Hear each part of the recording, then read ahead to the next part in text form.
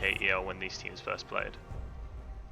Well, keeping with standard bans of banning away the Draven and the Zoe, common ones that we've seen on either side so far. Yeah, no, not too surprised. OSP had really good games on the Draven, and the Caitlyn being banned out as well from him.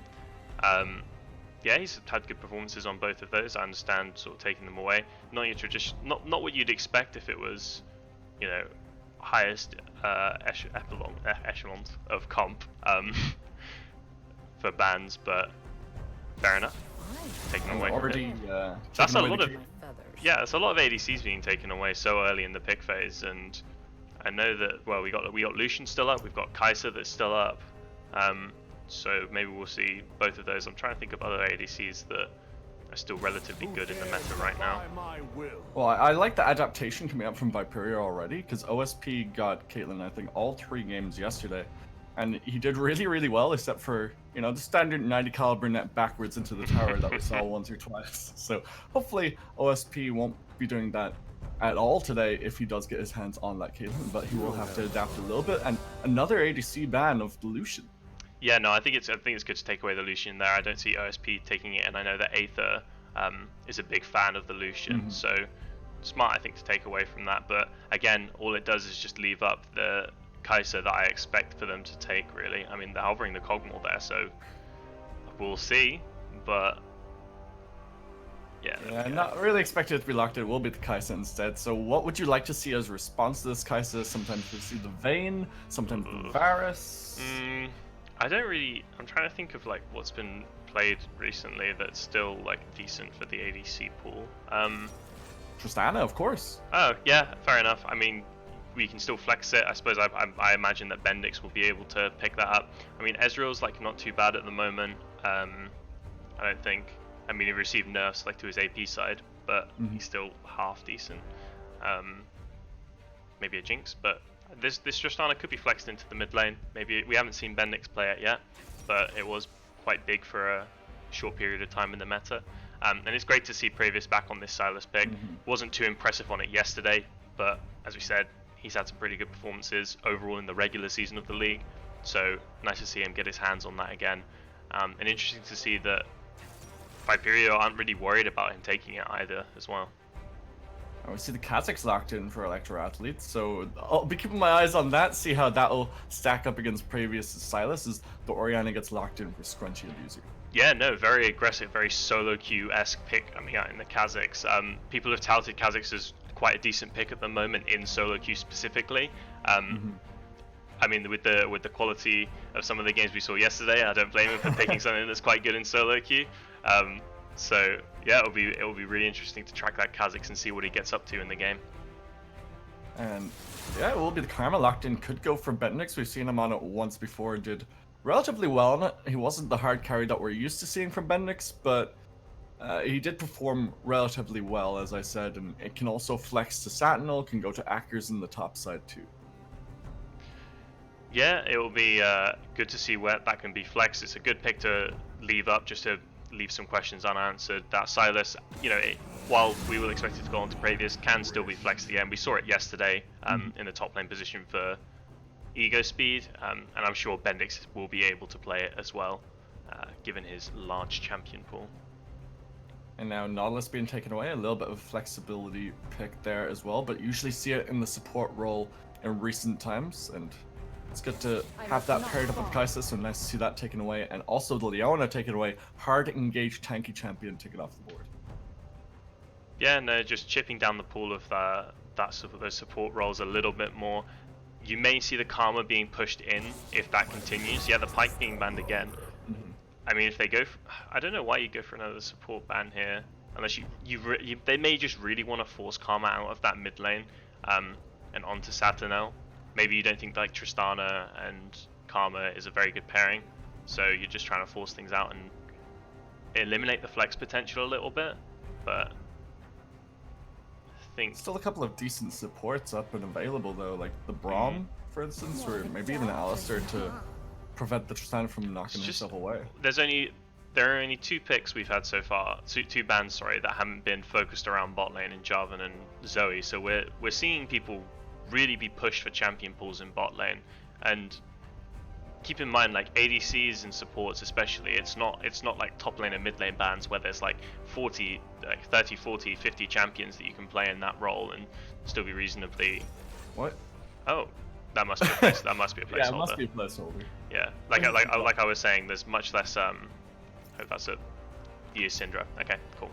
Yeah. Master use Syndra. Okay. So, like I said, the Karma is most likely going to be flexed into that bot lane now. We'll probably see the. I mean, there are. If this was, you know, every player can play every single champ. We don't know these players. You can still flex that Syndra into the bottom lane. You can still flex that Tristana into the mid lane. That Karma could still go top. That Silas could, you know, he could go so many different places as well.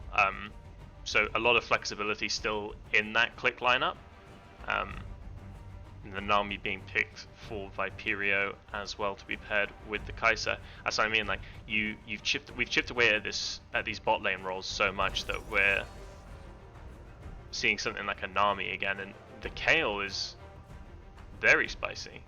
Yeah, it's a pretty niche pick, but we've seen Karudo, I think, on it once during the regular season, and he performed pretty well on it. So I'm not too surprised to see it, but it needs to rank up and really just snowball a little bit to wait for the scaling to kick in. Yeah, well, it did receive changes recently that definitely helped Kayle out. She's not been in a great state for any sort of amount of time, really. I don't think since she got reworked she's ever been like OP. So it's great. It was great to see her get a bit of love in some of the patches. If you're someone that likes that kind of pick, I mean, I don't personally like the Kayle picks. I enjoy counter picking it because especially when it came out, it was so vulnerable because people just didn't know what to play against it, and it's so punishable. I'm honestly slightly surprised. We did see a Gnar being locked in at the end, wasn't it? Yeah. It wasn't Akker's Gnar. Yeah, Akker's Gnar. I mean, yeah, he'll know how to punish picks on that, and I imagine that it's not something that will punish it as much as like a Camille, for example. That kind of thing can really get in the face of a Kayle, bully it severely in the early game and take quite a few kills off it, or at least, you know, put them down, you know, 20, 30, 40 farm. I would expect something similar from Gnar, not necessarily in the early levels, because Gnar will struggle to harass it as much. He is still ranged. It's very short range, but hopefully once he picks up a few levels and once he starts to get his skills in Mega Gnar, he can start making life hell for Kayle. Well, we're going to have to keep our eye on that matchup anyway, because Kayle, it feels so weak up until level 11, and then even up to a point until level 16 once you get your passive fully online. Yeah, you are now ranged from level 6, which is great, especially in this particular matchup. Once Gnar hits 6, his trading power just explodes. If you watched UKLC at all and you see Sendo and how well he performs on Gnar, he is, as soon as he goes into Mega Gnar, he is popping that R on cooldown to try and get you down. He doesn't even necessarily have to get the kill with it, but just the amount of power he can get out in trades with it is significant enough to make the laning phase very difficult for you. Gnar's, I don't know when it was. It might have been a while ago. It might have been more recently. But Gnar's ultimate was also changed. Yes, the cooldown on it now is very, very low, even from level 1. And you know, scaling up to level 16, it goes all the way down to 20 seconds. So literally, every time you're Mega Gnar, you have your ultimate back up now. I think it was changed about halfway through the season, something like that. Yeah, so, possibly. It was a great quality of life change for Gnar. Yeah, I think it changes the way that you use the R quite a lot. It means that you're able to, like I said, use it in trades just to bully the opponent down a little bit. It doesn't have to be that big burst potential to make sure you secure a kill like it used to be kind of when you were playing Gnar. But no, I think it was great to propel Gnar back into the meta a little bit and make him a little bit stronger there. So now we're just going to go through the motions as we get the drafts all set up, and then we can talk about the matchups. And we have Bendix, the S+ tier mid laner, on a Syndra. So we'll have to see how he can pilot this champion. Because we saw it yesterday where the 1v1 between Bendix and I think it was RPMP, DFG, and the Syndra was just popping him. Yeah, I mean, maybe yes. This is the exact same matchup that we saw Bendix playing the Orianna side yesterday, and maybe he saw it. Pardon me. Maybe he saw it yesterday and thought, you know what, I fancy doing that. So hopefully we can see a similar strength from Bendix on that matchup as he was abused yesterday. Because it honestly really surprised me how well Rip in Peace DFG was Yeah. able to handle Bendix, not just in that game, but in all 3 games. He was, if not beating him, he was going even with him. So Mhm. that really impressed me. And like I said, my honorable mention yesterday really was to Rip in Peace DFG to go against strongest player in the league, Bendix, and have that good of a performance was really commendable. And it's interesting to see the Nami being picked up from Munch as well. It's something that we generally don't really see him on that sort of supportive champion. And Nami isn't really that popular in the current meta either. So talk to me a little bit about this matchup, Tristana Karma versus the Kai'Sa Nami. It feels like the Tristana will start to outscale a little bit towards the mid game, but then Kai'Sa comes online in the late game, but so does the Tristana. So how does that really work out? The scaling sort of matches up quite a decent amount.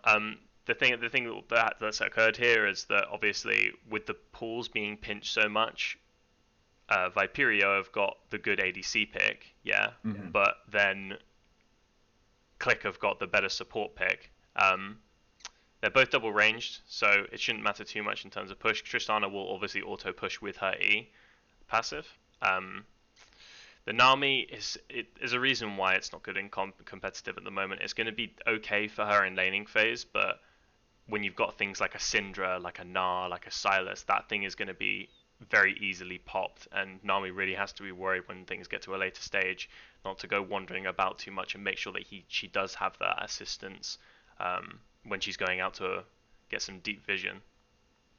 It's also a decent ultimate for the Silas to steal away both as an engage 100%. or as a disengage. So Hmm. have to keep our eye on and see how Pravis will really use that ultimate. And if we look down the line, actually from the Viperio side, not the best ultimates to be stealing away. You can steal away the Oriana one, great effect. Kai'Sa one, not amazing, but can still do some work. And Hmm. uh, the kill, it can be used to great effect in some ways, but it's very situational.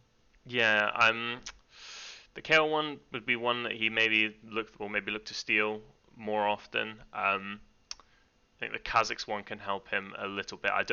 Obviously he doesn't actually get the Kazakh's passive off of being Mhm. invisible and going undercover, so that kind of ruins it a little bit. But I will expect him to be stealing the Nami ulti more often than not, Yeah. really, as much as he can, especially in those team fights. It's a great assistance for the Gnar to go in.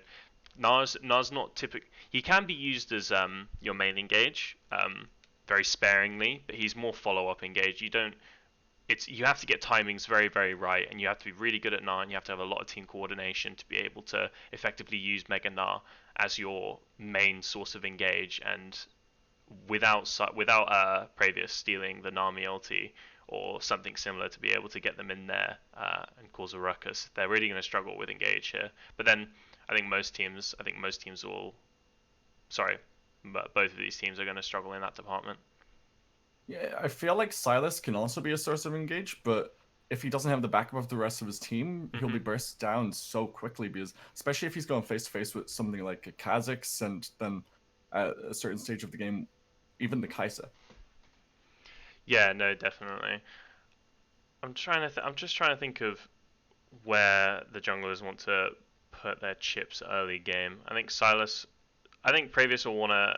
I mean, the way that Click have played this whole split is Previous gives attention to mid lane and bot lane, and Hmm. Akers plays Gnar or he plays a blind pick and he chills out and he just does his best. But this is a lane that you can really exploit. Yesterday, the game, I think it was the game it might have been the game no, it wasn't the game that they lost. It was the game that was very close, and you Hmm. saw the Nasa's matchup. And Previous, Yeah. I don't think he attended top once, and he didn't give any assistance to Akers whatsoever in a matchup that was really exploitable. And we have a similar matchup today. Kale will scale really hard Hmm. into the late game, and you need to be keeping her down early and exploiting her and getting as much gold out of her as possible. And I think that Pravis will need to assist Akers at times in that matchup, especially the early game, especially before 6 when she does get that range power. Um, Kha'Zix maybe will just try and look to match that. They're maybe like to see him pay a bit more attention to the bot lane. They will push with that Tristana. Hmm. The Karma ulti with E will allow them to escape a little bit easier, but there's still potential for them to make something happen in the bot lane. Do you think that it might be a little bit of misdirection if we don't see Previous putting that pressure towards the top side early? I mean, that's not the only place that he can go to. There are other avenues for him to explore. He might, in fairness, he can just go to the mid lane or the bot lane. That's what he's been doing all season. They're undefeated. It's been working. They managed to Almost scrape by yeah, almost not yesterday, but you know, that's what they've been doing the whole time, and it's been working for them. So I'd understand if that was still his game plan going into it, and if that was his preferred method of assisting his laners in order to win the game. Well, we are just about to load onto the Rift for our first game in this best of 3 in our grand final between Clique and Viperio. Now, can Clique take this 2-0 like a lot of people at home are expecting, or will Viperio maybe take it? It might be a close series after all. But we are loading onto the Rift now, and all questions will be answered in a few short minutes.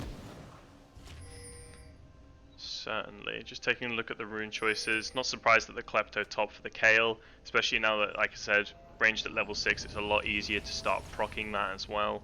Kha'Zix taking the classic Electrocute. Definitely a good choice for that one. Like I said, it will be really interesting to track and see where this Kha'Zix goes in the early game, see if he tries to take a little bit of an advantage of... what did I characterize it as yesterday? I wouldn't say it was chaotic, but it just wasn't... They weren't all together. They weren't all on the same page as yesterday, Clique. And if the same happens here, that Kha'Zix can really take advantage of that, and he can get a lot of gold in his pocket for that. Well, both teams seem to be in good spirits anyway, just spamming the all chat. Then just a couple of cheeky spells being thrown out. A little early vision. Can you do the... I can't do it. No, oh, that was good. That was good. That was like 3 proper ones. I can get like past 2. Do. I know. We're just gonna annoy anyone wearing headphones. Sorry, headphones. Pretty standard starts from both sides, though. Both starting on their bot side quadrants. Yep, maybe that does mean that Previous will be paying a bit more attention to the top side and going in there early-ish, I hope. May just be quick clear. Kha'Zix is moving down onto his golems now. Maybe trying for an early level 2 gank. They don't seem to have put any wards down. They wouldn't see the Kha'Zix yet. But they have a sneaking suspicion the Previous will have started off towards that bottom side anyway because of the late push from OSP and Sentinel, and also the fact that haven't spotted out Previous on the chickens yet, so they're pretty sure as to where he is. Starting red side, I think for most junglers is preferred, because you're allowed to take the Krugs, which gives you a bit more XP in the jungle at the moment. I think most junglers would much prefer starting red side going into those Krugs, and nice little trade coming out there from Bendix to get his lane opponent a little bit lower. We do see the spellbook actually coming out from BB Muffin Scrunchy Abuser on that or Orianna, so it'll be interesting to see how he utilizes that to his advantage. And I think we actually saw that yesterday from Bendix himself, so he knows just the amount of damage that Scrunchy Abuser will be pumping out on this Orianna, or should do, and Previous is towards that middle lane, will burn the cleanse from BB Muffin. Nice trade of damage back though. Yeah, and we see Previous also moving into this blue side jungle now. He's scoping things out a bit. He does have the pressure from mid lane. Or is he just going for it? He might just be going for an extra gank. They're pushing him down a little bit. Yeah, looking for the stun, but don't think they found it. BB Muffin's being focused hard here in the early game. Yeah, I mean he's only oh well, with that blue buff he is a little bit behind in his jungle right now. If Kha'Zix does want to make a trip towards that top lane with the wave crashing in, he does have the opportunity to do so. I don't think Na's low enough for you to crash the wave and dive, but it's up to him. He does have a little ward there, so he would spot it out if the Kha'Zix came up to him. So it's not too bad for him right now. Decent trading happening all across the map as well, as OSP is quite low here. The bubble not going to connect much. Very low on mana here, so we'll find it a little difficult to find any openings in this bot side for the next few minutes. Kha'Zix towards the top side as well. Akers pops an Aganar. Small little trades there. This is what I mean then. Like you want it. This shouldn't be when Kayle is winning the lane, really. You want to be taking advantage of her in these very early levels, and just even CS top. Previous hasn't even put a mention, and he's had 2 ganks in the mid lane that haven't amounted to anything, really. Cleanser's almost back up, and they're both even on CS, so... Previous a little bit behind, and he hasn't really gotten anything for it so far. He's a bit behind, and he got so low from his clear that he just had to back away, and it looks like Electro Athlete is just going to pick up this Rift Skull without any congestion. Might be able to get the second one at the top as well. Yep. Do you see Smalley coming in the bot lane as well? We do see the Dragon.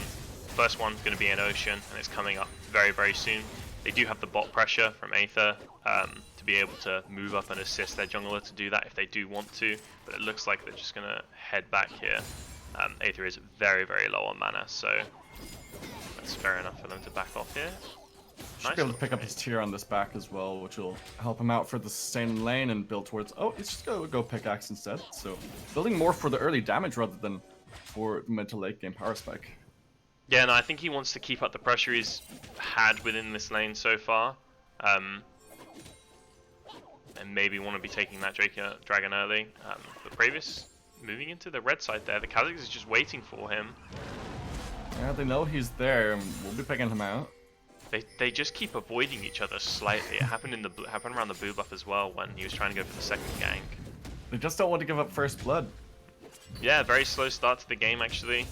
I think first game of grand finals. You want to make sure you start off strong. Yeah, maybe a little nerves. No one wants to mess up in such a crucial game. Fair enough.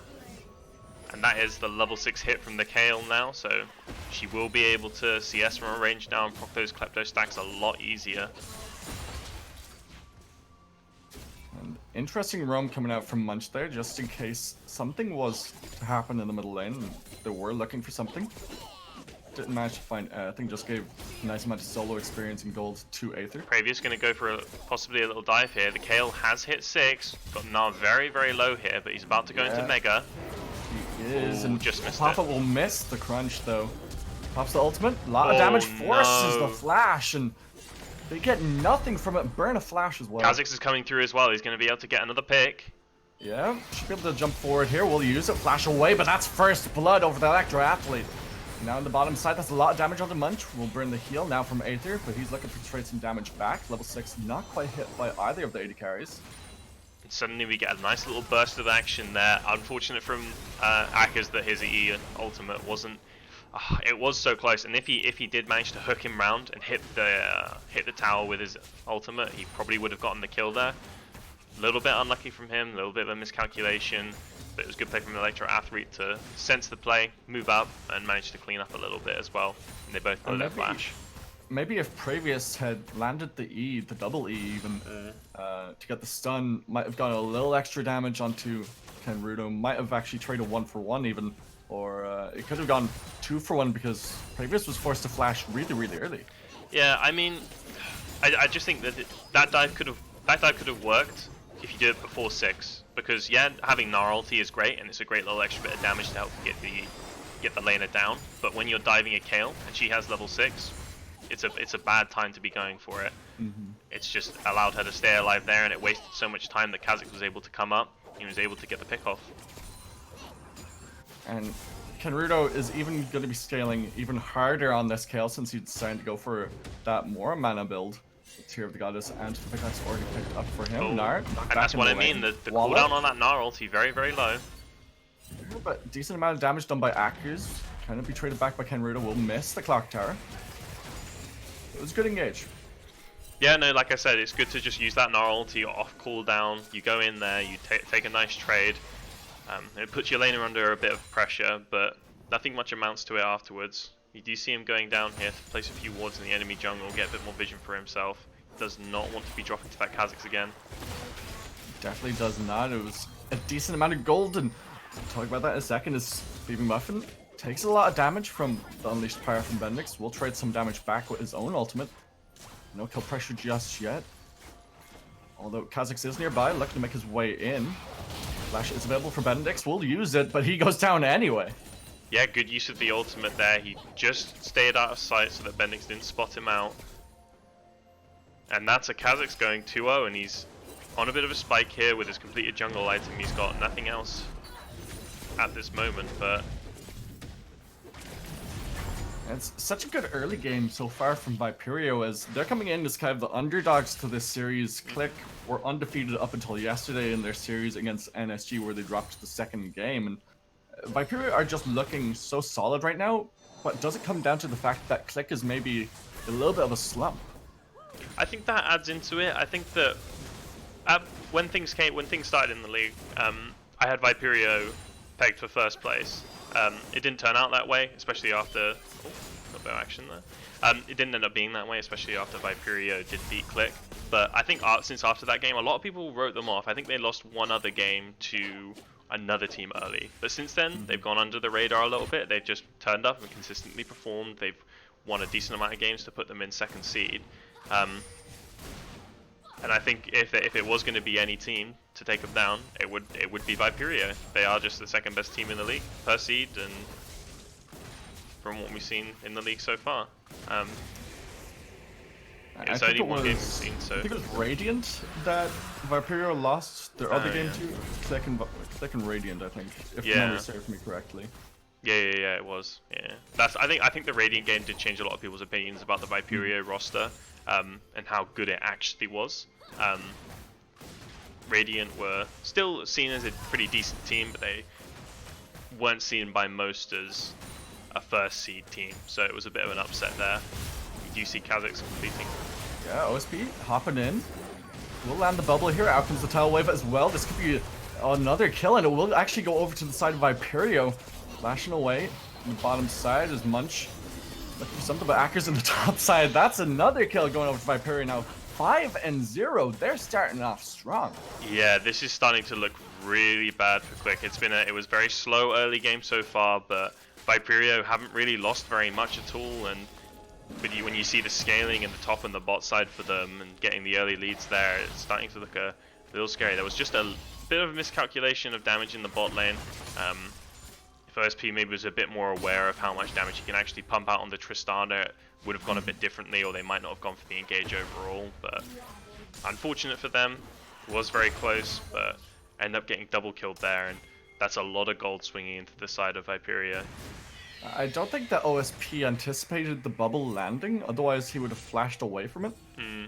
Because he still has his flash available, and then he maybe underestimated the amount of damage that could come out from Munch and Aether combined. Yeah, definitely. You do see two tower plates going over to OSP though, and that is going to even things out in the bot lane a little bit more. No real significant gold leads, more just 500 golds in each lane, and then the jungle, you see the almost 1k difference. That's where things are right now, and the Kha'Zix really is the playmaker you want to be watching at the moment to see where he takes his early lead. Looking for it to go on to Scrunchy Abuser here. Will steal away the Orianna ultimate. Hasn't used it just yet. Will flash away from it. Uses his own Sentinel nearby now. It's good to get away from this tree versus... Whoa! He just flashes for nothing. I think it was great setup there to try and catch out the Orianna. They got the stun off. Oh. Yeah, looking for the wall. Not gonna find it. If you landed the wall up, that was just some Gnar against the wall. Yeah. It was great play to set up, and they're going to pop the Herald in the bot lane now, going to pick up a few plates there, but they've got the whole team down there. They've hit the stun on the Kha'Zix. Jumping in, OSP bit off more than he has to flash away. He got caught by the tidal wave. Nice buster shot, but he'll go down anyway. Electro Athlete will survive as Shelly does a lot of damage to this tower. It might be the first tower going down, and looks like it will. I think we're starting to get more answers from the questions we had yesterday, and that is Clique underperforming, or is it NSG just taking it to them? I think there were definitely some points on NSG that were performing well, but this is pretty abysmal from Clique now, and they're falling extremely far behind now. It's taken quite a while for us to get the action out. Yeah, Gnar against the wall though. Wallop will land as well as throwing the clock tower. Could be in a lot of trouble here. We'll pop the ultimate just by a little bit of space. Akers. Clock tower will be flashed away from. Maybe if he was a bit more aggressive with that flash, it could have just been a quick pop, I think. I'm not entirely sure what skills the KO would have had up to be able to get that last little 100 HP down, but Better to be safe than sorry, as many say. And they probably don't want to give up this clean sheet of kills that they do have at the moment. I can imagine the question mark pings go on the first person that dies on the Viperio side here. I mean, right now, and I hate to jinx it, but right now they're going for the perfect game. They haven't given up a kill, haven't given up a tower, haven't given up a Drake yet. So if they can keep it like that, if they can perfect game Clique, that would be insane. That would be a big statement to come into this final, and I think most people would still expect Clique even after the shaky best of series yesterday to come out with the win, but a couple of ultis wasted there. That's going to slow down the tempo that Viperio have a little bit for a minute now. Kha'Zix still will have a lot of damage and he still has a decent amount of surprise factor, but it will slow him down a little bit without that ultimate. Definitely will, so you have to play a little bit more on the back foot now that those ultimates are offline. Next Drake coming up in the next 20 seconds though might be a point of contention. It will be a mounted Drake, so that will help out with any sieging. You do see previous backing now. He does have camps, well, camp up in his blue side to take before he moves down to it, so definitely smart to go down there, but the prio is all on Viperio right now. They've taken the bot tower, they've pushed up their wave. I think they'll just take this uncontested. Yeah, Previous just going for his wolves, nothing much is going to happen on that, and I think they're just going to take that for free and move into the mid lane afterwards. I think that's a pretty smart decision as well, because at this stage you're almost 5,000 gold behind Viperio, and you're in no real state to actually contest anything at this point. You have no vision around that objective, and now nice strike in the top side. Clock Tower will miss, has the flash available, will not have to use it just yet. That's unfortunate. That Akaz is going in there to test and see how much damage both of these champions can do.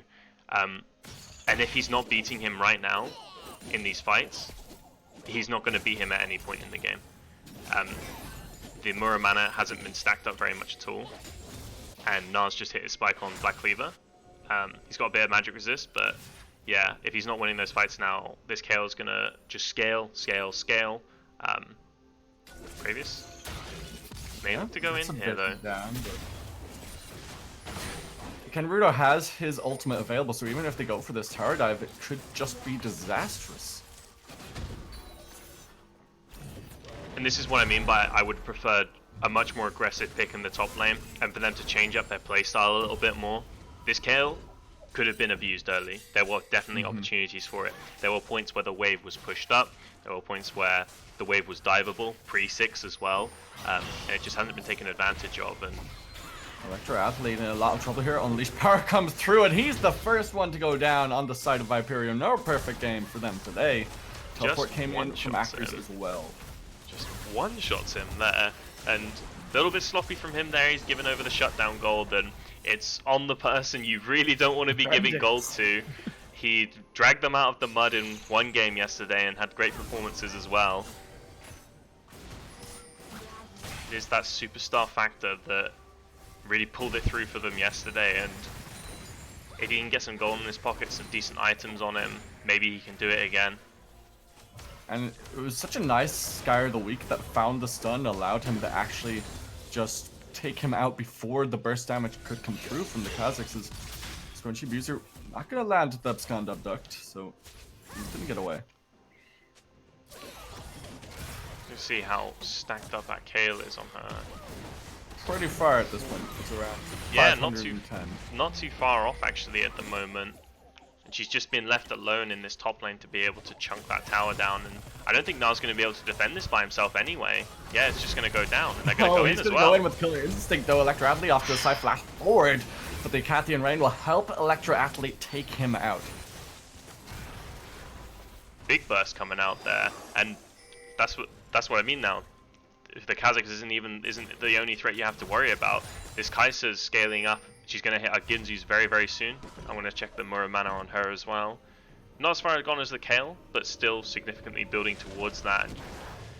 I mean, the Kale's going to be a threat very, very soon. She's already hit level 13. She's getting closer and closer and closer to that level 16 mark with how slow paced the game is and how much farm everyone's just soaking up with the minimal amount of action.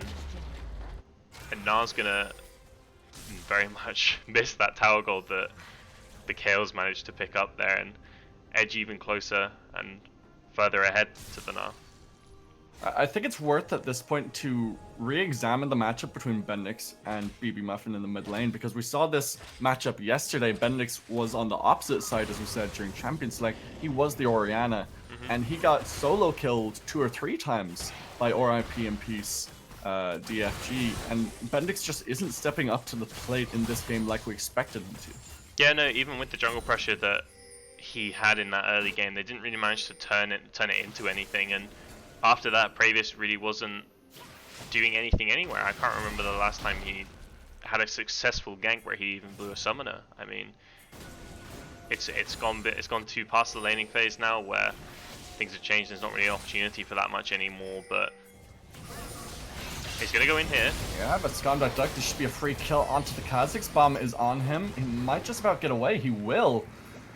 That just feels bad. One more auto and OSP had it. Yeah, they have slowed the Orianna here. They will look to move up to him. The Karma is a bit faster. Yeah, Tether up, Skondak Duck flashed away from. That's good flash from BB Muffin. Will manage to get away. Might look to re-engage here. Aether does land the Void Seeker. Yeah, not to go in. That's a real feels bad. He was so close, and the shield almost wore out on him as well. That Kayle though, just hit the Triforce spike as well. She's gonna start to become a monster. Very close to that Muramana as well.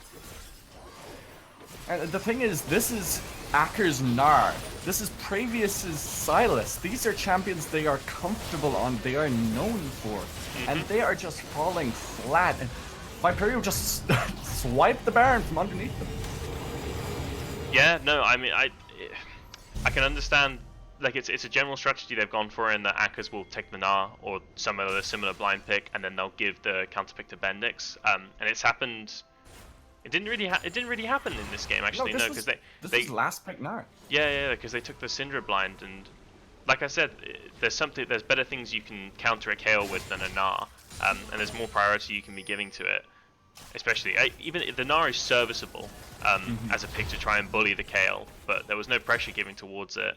And it was put all the priority in other lanes, and it just hasn't worked out for them. They find themselves, pretty far behind already in this 20-minute game. Yeah, we're 21 minutes in, and they're just under 7,000 gold behind. So it feels pretty bad if you're a Clique fan or a member of the Clique squad. But you said earlier on that you'd like to have seen an early game top laner to try and punish the early game hold that a Kayle generally is in. Would you have preferred something maybe like a Renekton? Something like a Renekton, something like a Camille. Falling very low here though, and Silas is going to pick that up. Could just go down, but uses the ultimate just to buy a little bit of space and decides not to burn the flash. I think that was the right decision. It's almost like a repeat of the first game, where the Kayle/Nasus has now become too powerful for the Gnar to handle, so Gnar has just been pushed into these other lanes, and it's Bendix that's had to come up and pick up the pieces for the rest of his team. It's great for him to get that kill. Again, I said earlier, that's the one person you do not want to be giving gold to, because he can turn it into a win. And he's now 2-1, the only one on his team with a half reasonable KDA. He's picked up a couple of decent items there. The stopwatch as well will give him a lot of safety. Stopwatch on Pravius as well, so they'll have a decent burst on next team fight. Burst protection, sorry, on next team fight. But I don't think that Viperio really mind going for these team fights, especially when Kenrudo has the ultimate available, because he has that fully stacked Mora mana, he has the Trinity Force Power Spike, he's building towards maybe a Wit's End if he wants to go that direction with I think a Wit's End would be smart for the team fights, and the amount of burst that could come out from a Silas and or Bendix if he manages to jump onto him. But no, I think Viperio are happy to just sit back and let this game scale out. Really, the Kayle's just going to get stronger and stronger. The Kai'Sa's just going to get stronger and stronger, especially stacking that Mana Mine. I think at the moment they just want Kha'Zix to move around, get picks when he can, and the rest of the team just farm, and that's exactly what happened. And Clique can't really do anything about it at this point. Pravius just gets caught out here. Shockwave pulls him right back in, and Aether will get the kill credit there now. The scoreline of 4-0-1. He's sitting pretty, and they're just going to take this tier 2 tower in the top side as pretty much a 5-man unit as Electro Athlete is off to the side. Nothing they can do to try and defend this. Out comes the Tile Wave now, and in goes Electro Athlete, force the flash out, Gnar onto 2, but that isn't quite enough just yet. Scrunchy Abuse are so low, but Akkers will go down. That's 2 kills in this fight, and they get the tower.